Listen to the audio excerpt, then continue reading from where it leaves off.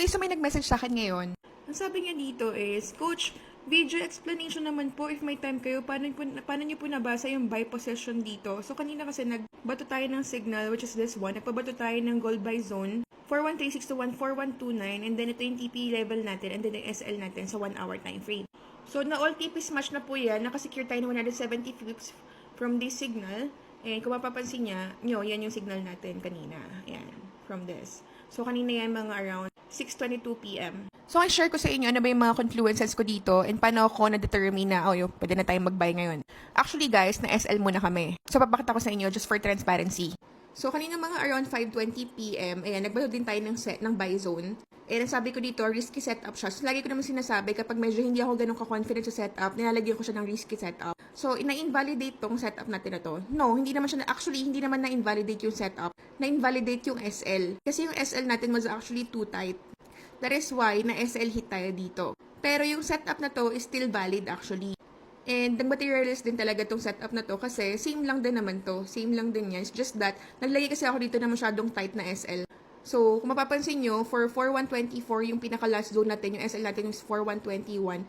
20 pips lang ang nilagay natin dito na SL. So, that's very tight. Nag-cause siya tuloy ng invalidation. That is why, ayan, nung mga nakakita ako ng opportunity na mag-buy ulit, nag-buy tayo. So, kaya tinatanong sa akin ni Mond is, paano ko siya nakita? Paano ko nalaman na dapat mag-buy tayo doon? So, papakita ko sa inyo, ito yung setup natin. This is our chart, gold, sa 1 hour time frame. So, this is how I read it, okay? So, ngayon, kung papansin nyo, sa overall market, actually, si gold is bearish. So, kung titignan mo natin sa higher time frame, kung titignan natin yung H4, and sa H4, ang overall bias talaga dito is bearish. So, talagang napakalakas ng mga bears dito kasi papansin nyo na nasa ilalim siya nitong MA200 natin. Ito yung moving average 200 natin, which is yung 200 candlestick on the average sa 4 hour time frame. So, ngayon, gumagawa siya ng mga series of lower highs, lower low, lower highs, lower low, lower highs, lower low.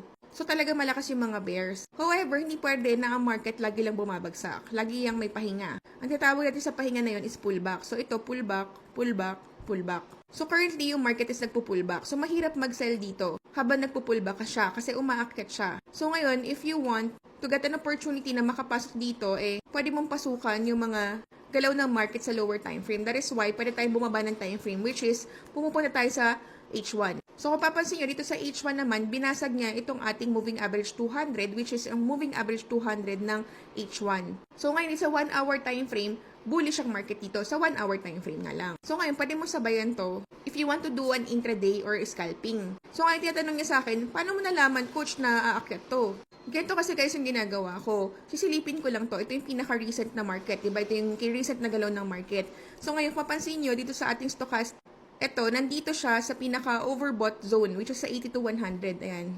Dito sa 80 to 100, kapag nasa overbought zone yan, may potential na bumagsak yan anytime. And kung mapapansin nyo dito, andito na siya sa may resistance area. So, gumagamit ako ng Bollinger Band para malaman kung nag-bounce siya sa resistance. So, ito yung resistance level natin. I have my R2 and R1. Resistance 1, resistance 2. This is Bollinger Band. This is double Bollinger Band. So, ngayon, nung umakyat siya dito, nag-bounce siya dito sa ating resistance. Nung nag-bounce siya dito sa resistance, mapapansin nyo dito, umakyat siya dito sa ating overbought zone. So, ngayon, ang pinaka-inaantay lang natin dito is bumagsak. So, kaninang Asian session, ayan, na mga around mga alauna ata, yan ako nag-close dito. So, yan, pinasok natin yan, nag-sell tayo dyan ng 150, kumita tayo ng $156 from that setup, yung pagbagsak niya dito. And then, kinlose din agad natin yan na nag-bounce siya dito sa ating support.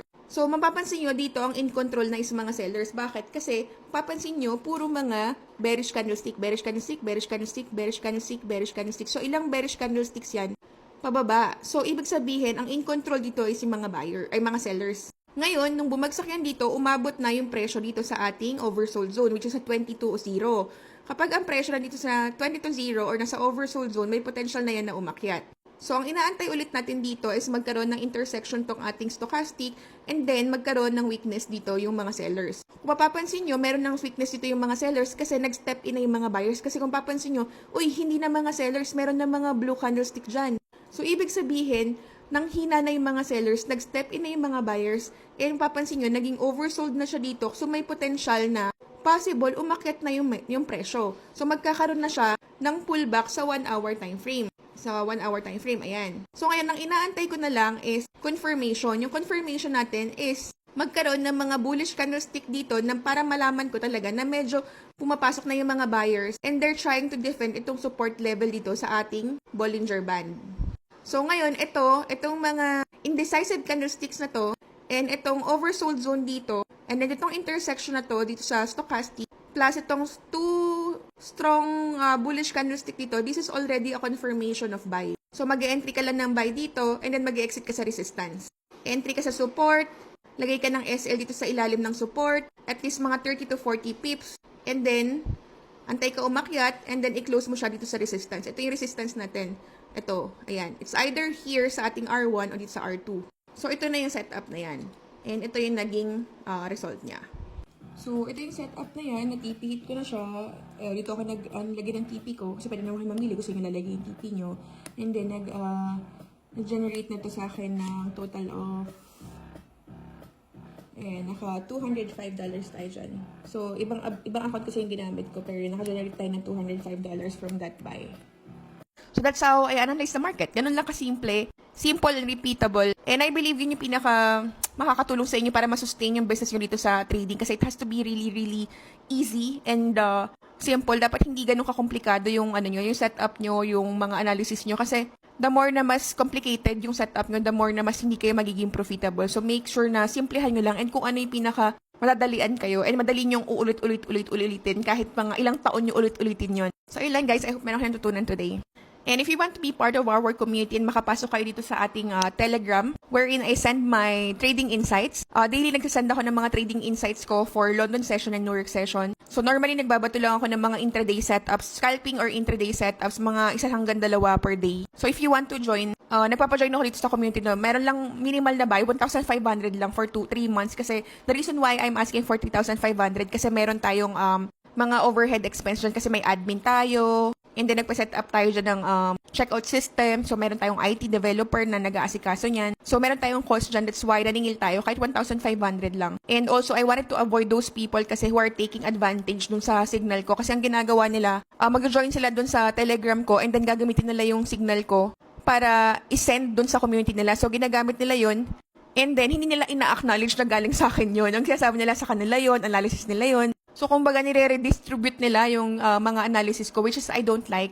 Kasi syempre, I really prefer na syempre nasa community ko lang yung signals and insights ko. Most especially kung hindi nyo pa ako i-acknowledge, diba? So, before kasi ang ginagawa ko is, puro sa mga estudyante lang namin sa LTA. Pero right now, inopen ko na kasi ang dami rin talaga nagre-request. Ayaw naman nila mag-aral sa LTA. Gusto lang nila ng signal. So, sige na nga. So, ngayon, if you want to join our community, i-message nyo yung admin ko. Ilalagay ko dyan sa comment section yung Telegram user ID ng admin ko. Or ito, yan.